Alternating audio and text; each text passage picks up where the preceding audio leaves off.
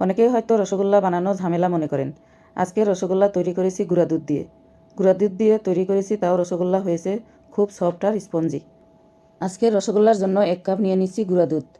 তারপর এখানে 4 কাপ দিয়ে দিচ্ছি পানি। 1 কাপ গুঁড়া দুধের সাথে 4 কাপ পানি দিতে হবে। তারপর পানির সাথে গুঁড়া দুধ ভালো করে মিশিয়ে নিতে হবে।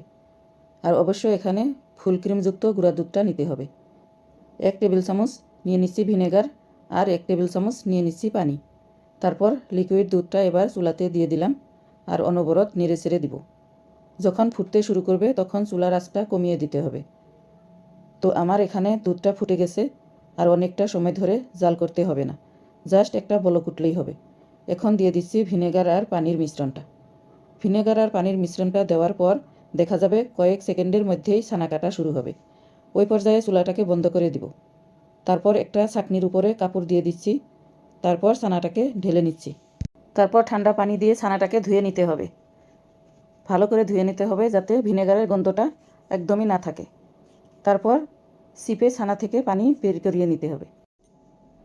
এবার ছানাটাকে খুব ভালো করে মথে নিতে হবে। এখানে আমি টিপস দিচ্ছি, ছানাটাকে যদি ভালো করে না মথেন তাহলে শিরাতে দেওয়ার পর মিষ্টিটা গলে যাওয়ার ভয় থাকে। যতটা সম্ভব ছানাটাকে খুব ভালো করে মথে নেবেন। তো আমার এখানে কথা বলতে বলতে ছানাটাকে মথে নেওয়া হয়ে গেছে। তো আমি এখান থেকে অল্প অল্প করে ডো নিয়ে মিষ্টির বল বানিয়ে নিচ্ছি। এই তো দেখুন বন্ধুরা, আমার একটি বল তৈরি করা হয়ে গেছে। আর একইভাবে সবগুলো বল তৈরি করে নিচ্ছি। তারপর চলে যাচ্ছি শিরা তৈরি করতে। একটা পাত্রে নিয়ে নিচ্ছি 1 কাপ চিনি আর 3 কাপ পানি।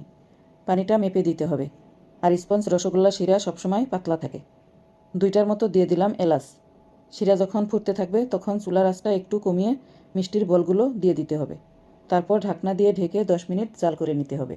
10 মিনিট পর দেখা যাবে মিষ্টিগুলো অনেকটা ফুলে বড় বড় হয়ে গেছে। আর গ্যাসের আঁচটা বন্ধ করে ঠান্ডা করে নিতে হবে।